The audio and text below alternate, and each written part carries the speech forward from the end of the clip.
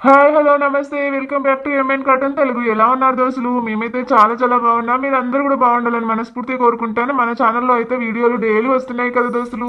మీరైతే full happy అని మాకైతే అనిపిస్తుంది. పాత సబ్స్క్రైబర్స్ అందరూ వచ్చి బాగుంది వీడియో, బాగుంది అక్క వీడియో అని చాలా మంది కామెంట్ చేస్తున్నారు. చాలా సంతోషంగా ఉంది మాకైతే. ఇలాగే వీడియో చూడండి, లైక్ చేయండి, షేర్ చేయండి, కామెంట్ చేయండి, మీ బంధుమిత్రులకు కూడా పంపించండి దోస్తులు. అయితే ఈ రోజు వీడియో ఏంటనేది ఎదురు చూస్తున్నారు కదా, అందుకే వచ్చేసాం ఇంకా మీ ముందుకు. మమ్మల్ని ఇంతగా సపోర్ట్ చేస్తూ ఇంత దూరం తీసుకొచ్చిన ప్రతి ఒక్కరికి పేరు పేరున ధన్యవాదాలు దోస్తులు. అయితే నిన్నటి వీడియోకి మంచి స్పందన వచ్చింది. ఇంటింటి రామాయణం 219 ఎపిసోడ్ అయితే ఇది నడుస్తుంది ఈ రోజు.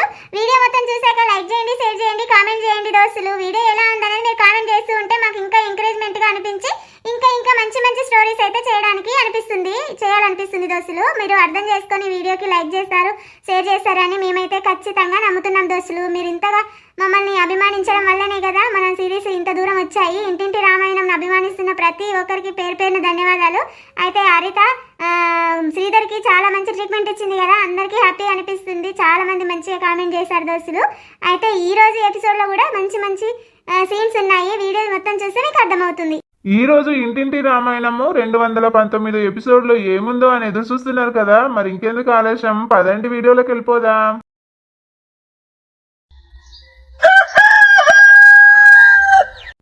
పొద్దున్నే భయపెట్టించారండి నన్నైతే. నువ్వేం తక్కువ తిన్నావా శ్రీ?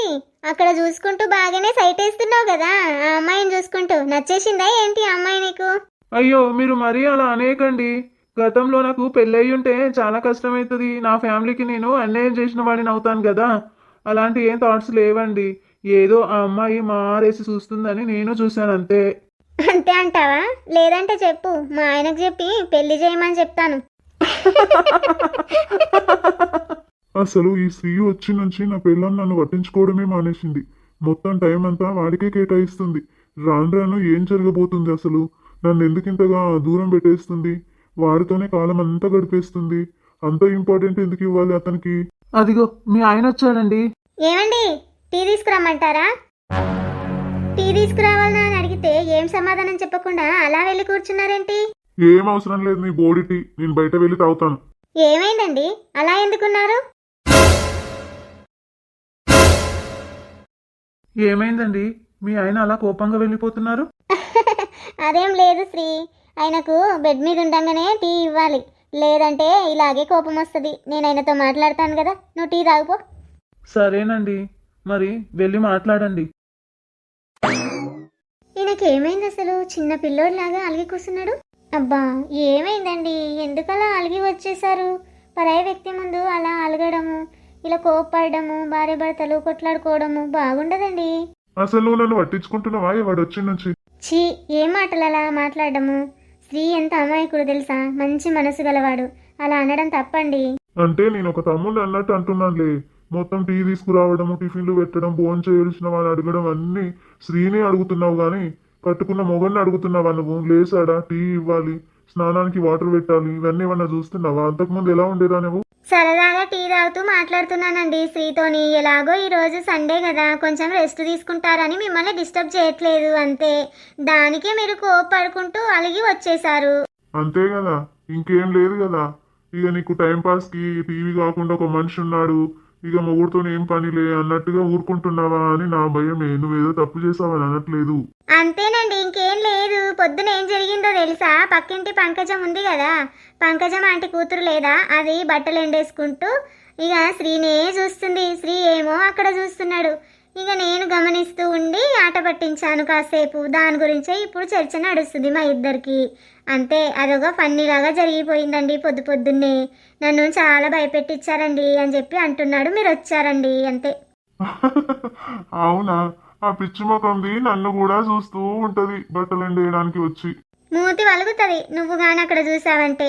నువ్వు పట్టించుకోకపోతే మరి దాంతో కమిట్ అయిపోదామని అనుకుంటున్నాను. నువ్వేమంటావా అని ఆలోచిస్తున్నా.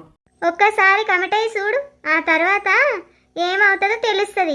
నాకెందుకే, బంగారం లాంటి నా భార్య ఉండగా వేరే దాని గురించి నేను ఎందుకు ఆలోచిస్తానే? అదే అంటున్నా, పిచ్చి పిచ్చి ఆలోచనలు చేస్తే తెలుసు కదా నా సంగతి, ఏం చేస్తాను. తెలుసు తెలుసు, అమ్మవారి అవతారం ఎత్తుతో గాని తొందరగా టీ పెట్టు, నేను ఫ్రెష్ అయ్యి వస్తాను. సరే గాని మీరు ఇలా హాల్లోకి రాకండి, బాగోదు. బట్టలు వేసుకొని రావచ్చు కదా. సరే సరే, మనం ఇద్దరం ఉన్న ఆలోచన పోయింది నాకు, కానీ బట్టలు వేసుకొని వస్తాను. కొంచెం బయటకు వెళ్ళేది ఉంది. నాకు వాటర్ పెట్టు, టీ పెట్టు. సరే పెడతాను. ఇప్పుడైతే బ్రష్ చేసుకొని రాపండి. అప్పట్లోగా ఒక ముద్దు ఇవ్వచ్చు కదా నీ. పండి, ఎప్పుడు అదే ధ్యాస మీకు. ఆగవే. ఆగను, ఫస్ట్ బ్రష్ చేసుకొని రాపండి.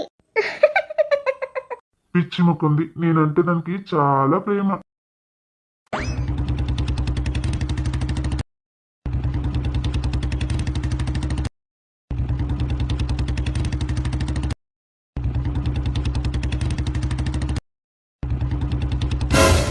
ఓహో, స్కూటీ మీద జోరుగా పోతుంది లత. ఎప్పుడొచ్చింది అబ్బా దీనికి స్కూటీ? రాజా ఉన్నప్పుడే నేర్పించినట్టున్నాడు. మొగడు పోయిన బాధ కూడా కొంచెం లేదు తనలో. ఎట్లా జోరుగా పోతుంది చూడు. ఏమండి, ఇక్కడ ఏం చేస్తున్నారు? ఈ బండ మొక్కంది నా వెనకలనే తిరుగుతుంది. ఎవరిని చూస్తానో ఎవరితో మాట్లాడతానో అని. ఈ నుంచి జారుకోవాలి, లేదంటే మళ్ళీ కత్తి తీసి మెడ మీద పెడుతుంది.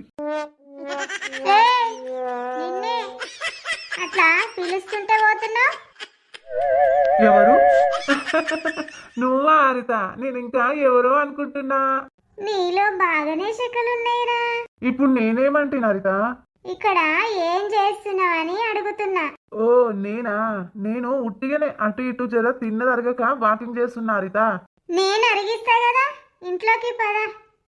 లేదు హరిత, నాకు కొంచెం పని ఉంది, బయటకు కూడా వెళ్ళేది ఉంది.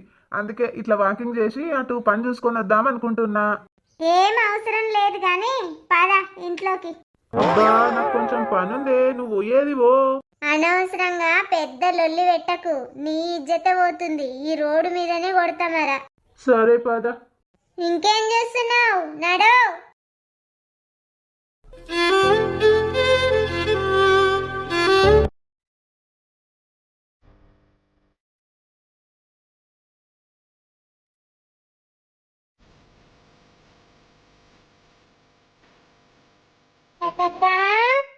ఇదేంటి, ఈ సుందరాంగి ఇంకా ఇక్కడే ఉన్నదా? ఎవరు కావాలమ్మా? ఎవరు నువ్వు? లతక్క లేదా అమ్మా? లేదు కదా, ఊరి మీద పడి తిరగడానికి పోయింది. ఎక్కడ పోయిందో ఏమో. ఎలాగో మొగోడు లేడు కదా, ఇంకా ఇంట్లో అడిగేటోళ్ళు ఎవరు లేరని ఇష్టానుసారంగా తిరుగుతుంది. ఏయ్, నోటికి ఎంతొస్తే అంత మాట్లాడకు. ఎవతివే నువ్వు? లతక్క గురించి అలా మాట్లాడుతున్నావు? నోటికి ఎంతొస్తే అంత మాట్లాడేస్తావా? పండ్లుంటాయా తర్వాత నీ? నాకు కూడా తిక్కరేగిందంటే నీ 32 పండ్లు ఊడగొడతా.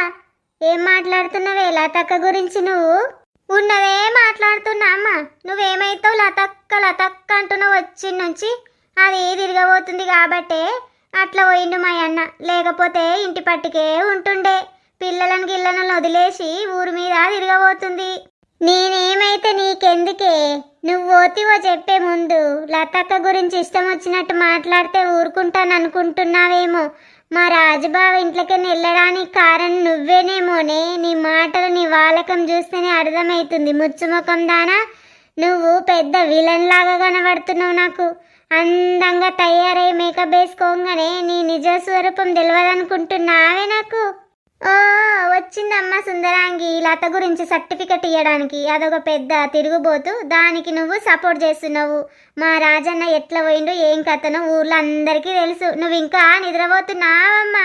అవునే, అవును, ఊళ్ళందరికీ తెలుసు. నువ్వు ఎసుంటి దానవో తెలుసు. నువ్వు హైదరాబాద్ పోయి నీ షాపింగులు తెలుసు, నీ కథలు తెలుసు. ఇక మొగన్నేమో ఊరు మీద ఇడిసబెట్టి నువ్వేమో ఊళ్ళో అంటే తిరుగుతున్నావంట అని తెలుసు. అన్నీ తెలుసు. నీ కథలు తీసి పెడితే ఏ ముట్లకు రావే నువ్వు. అమ్మా హరిత, ఇదెవరు పెద్దమ్మ? నోటికి ఎంత వస్తే అంత మాట్లాడేస్తుంది. ఉంటారులే మా పనికి మాలినోళ్ళు కొంతమంది, వద్దనంగా ఇంటి మీద పడి తినడానికి ఉంటారు కదా, అసుంటి బాప్తేలే. ఏమంటుంది? లతక్కను ఇష్టం వచ్చినట్టు తిడుతుంది పెద్దమ్మ. ఊరు మీద తిరగడానికి పోయింది. ఆ దాని గురించి నువ్వు నీతులు చెప్తున్నావు. అదొక పెద్ద తిరుగుబోతు అని చెప్తుంది పెద్దమ్మ. ఏమే, నా కోడల మీద ఇన్ని రోజులు ఏడ్చింది కాకుండా ఇప్పుడు ఇంకా ఏడుస్తున్నావా? నీ కళ్ళు చల్లబడలేవా? ఇప్పుడు రాజు ఇంట్లోకెళ్ళి బయటకు వెళ్ళిపోయి ఇన్ని రోజులైతుంది. మా బాధలో మేముంటే నీదేమో ఆస్తి గోల ఎట్లయితే అబ్బించుకోవాలి, వీళ్ళనంతా సర్వనాశనం చేయాలని చూస్తున్నావా? ఇంకా నీకు కళ్ళు చల్లబడలేవా? ఇంటికి వచ్చిన వాళ్ళతో గట్లేనా మాట్లాడు? ఇన్ని రోజులు నిన్ను ఇంట్లో ఉంచుడే తప్పైంది. నడు దొంగముండా, బయటకు గెంటేస్తే నిన్ను నడు. అది కాదు పెద్దమ్మ, వదిన గురించి నేను అట్లా మాట్లాడలేదు. ఇక ఆమె ఎటు పోయిందని అంటే చెప్తున్నా పెద్దమ్మ, నేనేమనలేదు. ముయ్ దొంగలండి, మళ్ళీ ఇంకెక్కువ మాట్లాడుతున్నావు. చెల్లెలు కూతురు అని ఇన్ని రోజులు గౌరవించి మరీ ఉంచుకుని ఇంట్లో, కానీ నీ ఏషాలు నీకు ప్రవర్తన అన్నీ నాకు అర్థమైపోయినాయి. ఇంట్లోకెంచి నడువు ముందు. నీ మొగుడు వస్తే కూడా చెప్తా ఎక్కడ పోయిందో నాకు సంబంధం లేదని. అన్ని చదువుకొని వచ్చి నడు పో ఇంట్లోకెంచి. ఇప్పుడు బ్యాగ్ తీసుకొని వస్తేనే మంచిగా ఉంది. ఇప్పుడే నడవాలి నువ్వు బయటకు. ఏమనుకోకమ్మా హరిత, అది ఇన్ని రోజులు నాకు అర్థం కాలేదు బిడ్డ. మస్తు నేను కూడా దీని మాటలు పట్టుకొని నా కోడల్ని అనేక మాటలు అన్నా, నా కొడుకుని కూడా అనేక మాటలు అన్నా. దీని గురించి నాకు ఇప్పుడు తెలుస్తుంది బిడ్డ. ఏమనుకోకు, నిన్ను నిలబెట్టే మాట్లాడుతున్నా. ఇట్లా రా కూసుందు. ఆరోగ్యం బాగుందా బిడ్డ?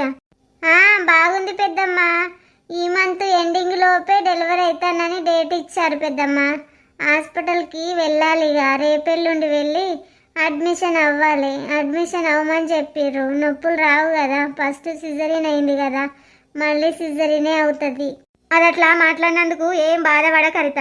నా గురించి మాట్లాడినా నాకేం బాధ లేదు పెద్దమ్మ, కానీ లతక్క గురించి మాట్లాడినందుకే నాకు చాలా ఆవేశం వచ్చింది. నేను మామూలు మనిషిని అయితే మాత్రం దాన్ని చెంపదెబ్బ కొట్టేదాన్ని, కానీ పోనీలే అని వదిలేశాను. ఎందుకు అనవసరంగా మిమ్మల్ని పలకరించి పోదామని మెల్లగా వచ్చాను. అయ్యో, ఇలాంటి టైంలో రాకపోయినా కూడా అయిపోతుండే హరిత. ఫోన్ చేసి మాట్లాడొద్దా లతక్కతోని? ఆమె ఇదే టెన్షన్లో తిరుగుతుంది. నాకేమో మంచిగా ఉన్నాడని చెప్తుంది, కానీ ఆమె వెతికే పనిలోనే ఉంది. కానీ నా బిడ్డ ఎక్కడున్నా మంచిగా ఉన్నాడనే మనసుకైతే అనిపిస్తుంది. అదే సంతోషంగా ఉంది. కానీ నన్ను బాధ పెట్టకుండా నా కోడలు నా ఆరోగ్యం గురించి ఆలోచించి అట్లా అబద్ధం చెప్తుందని అర్థమైంది. ఇక వాళ్ళ నువ్వుకెందుకు బాధ పెట్టాలని పిల్లలను చూసుకుంటా ఇక నేను కాలం గడిపేస్తున్న బిడ్డ. అవును పెద్దమ్మ, లతక్క మనసు చాలా మంచిది. రాజుబావకు అలా జరగడం బాధగా ఉంది, కానీ నేను ఇంటికి వచ్చేటప్పుడు టెన్షన్ పడుతూ భయపడుతూనే వచ్చాను పెద్దమ్మ. నా మొగుడు ఇలా చేశాడు కదా, ఎంబడి ఉండి ఎక్కడికో పంపించాడని అనుకుంటున్నారు కదా, అది నిజమై ఉండొచ్చు. ఎందుకంటే నా మొగుడు దుర్మార్గుడే, నేనే ఒప్పుకుంటాను పెద్దమ్మ. కానీ మీరు నా ముఖం చూసి వదిలేశారని కూడా నాకు అర్థమైంది పెద్దమ్మ. ఏం చేస్తాం బిడ్డ, నిన్నంటే మాకేమొస్తుంది చెప్పు. వాడు దుర్మార్గుడని ఊళ్ళో అందరికీ తెలుసు. కానీ ఇక నువ్వు ఎట్లా భరిస్తున్నావు. ఇక మీ అత్తనేమో నా కొడుకు మంచోడు, ఏ తప్పు చేయడని మీ అత్త తప్పు సాటించుకుంటుంది. ఆమె ఎప్పుడు మారుతుంది పెద్దమ్మ? ఇక ఆమె మారది. ఆమె పట్టుకున్న కుందేలకు 3 కాళ్ళు అంటది. ఆమెదే వేదం అంటది పెద్దమ్మ. ఇక నన్ను మౌనికను మంచిగా చూస్తుంది కదా, ఊళ్ళో వాళ్ళు చూస్తే మంచిగా ఉండదు అని చెప్పి ఇక నన్ను కూడా ఈ మధ్య జర ప్రేమగానే చూస్తుంది. మా డాడీ చనిపోయిన నుంచి కొంచెం ప్రేమ చేస్తుంది. ఇక పోతున్నావు అట్లనే పో. మళ్ళీ వెనకకు కూడా తిరిగి చూడకు, మా ఇంటికి కూడా రాకు, నా కోడలికి కూడా ఫోన్ చేయకు. నువ్వు మంచిగా ఉండి మంచిగా తిని మంచిగా మాతోని ఉండుంటే నీకు గతి పట్టేది కాదు. నా ప్లాన్ అంతా ఫ్లాప్ అయింది. అసలు ఒకటి అనుకుంటే ఇంకోటి జరిగింది. అయ్యో, ఇప్పుడు నేను ఎక్కడ పోయి ఉండాలి? నా మగడేమో మా అమ్మల ఇంటికి పోనీయాడు, ఆడేమో అత్తగారింటికి పోయి చేరిండు. ఇప్పుడు మా అమ్మల దగ్గరికి పోయినా నన్ను రానియ్యారు. ఏం చేయాలి ఇప్పుడు? రోడ్డు మీదనే నా గతి. నిజంగానే పోతున్నట్టుంది పెద్దమ్మ. పోనీ, ఆ దొమ్మడిది ఉండడం వల్ల అన్ని కుటుంబాలు నాశనమే, కానీ దానివల్ల మంచి జరిగింది లేదమ్మా. పోనీ, నా కోడలు నేను పిల్లలు సంతోషంగా ఉంటాము. కానీ అది నా కోడలు రకంగా చెప్తుంది, నాకు రకంగా చెప్తుంది, నాకు నా కోడలికి సిచ్చి పెడుతుంది, దొంగముండది. మరి తల్లిదండ్రులు ఎల్లగొట్టి బయటకు పంపించినప్పుడు ఈడ షెల్టర్ ఇచ్చినప్పుడు మంచిగా ఉండొచ్చు కదా. రాజుబావ దానికి బిజినెస్ పెట్టిస్తాడు, ఒక 2 రూములు కట్టిస్తాడు, అన్ని రకాల మంచి చేస్తా అన్నప్పుడు అనవసరంగా ఆస్తి మొత్తానికి కొట్టేద్దామనే ప్లాన్ వేస్తే గిట్లనే ఉంటుంది. ఒకరికి అన్యాయం చేద్దామని అనుకుంటే తనకి అన్యాయం జరుగుతుంది. ఇప్పటికైనా దానికి తెలిసి వచ్చిందిలే. నా కోడల మీద నాకు మస్తు కోపం రావాలన్నట్టు ఎన్నో రకాలుగా నూరిపోసింది, కానీ కొన్ని పట్టించుకున్న బిడ్డ నేను కూడా. స్టార్టింగ్లో నా కోడల్ని మస్తు బాధ పెట్టిన. ఇక మొదటి మొగం దగ్గరికి పోతుంది, మాట్లాడుతుంది, వానికి అన్నం తినబెట్టింది. ఒక్కటి జరిగితే 12 ఎక్కించి చెప్పింది దీని మొక్కల మన్నువాడ. ఆ రోజు అన్నం తినలే, నిద్ర పోలే, నేను టెన్షన్తోని బీపీ ఎక్కువైంది బిడ్డ నాకు. ఇవన్నీ తెలుసు పెద్దమ్మ. గంగక్క లతక్క మాట్లాడుకునేటప్పుడు విన్నా. గంగక్కను పట్టుకొని లతక్క ఏడ్చింది. నాకు మస్తు బాధ ఉంది ఇంట్లో, మా అత్తమ్మ నన్ను అర్థం చేసుకుంటలేదని చెప్పి ఏడ్చింది పాపం. ఇక నీకు అన్నీ తెలిసినాయి కదా బిడ్డ, గట్ల చేసింది. అది పోయినా కూడా నాకేం బాధ లేదు. నా కొడుకు వస్తే నాకు ఇంకా ఏం బాధ ఉండదు. ఇక అదొక్కటే టెన్షన్ ఉన్నది చూడు. ఏడున్నాడో కానీ ఇక ఇంటికి చేరుకుంటే జర సంతోషంగా ఉంటా. ఏం కాదు పెద్దమ్మ, వస్తాడు ఖచ్చితంగా, తిరిగి వస్తాడు చూడు. మళ్ళా నీ నోటి పుణ్యాన రానుండే హరిత.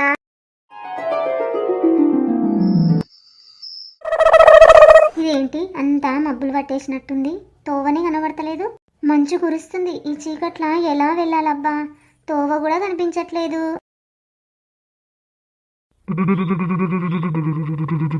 ఇటు ఎవ్వరూ రావద్దు, ఇటు వచ్చిన వాళ్ళకి ప్రమాదం జరుగుతుంది, ఎవ్వరూ రావద్దు.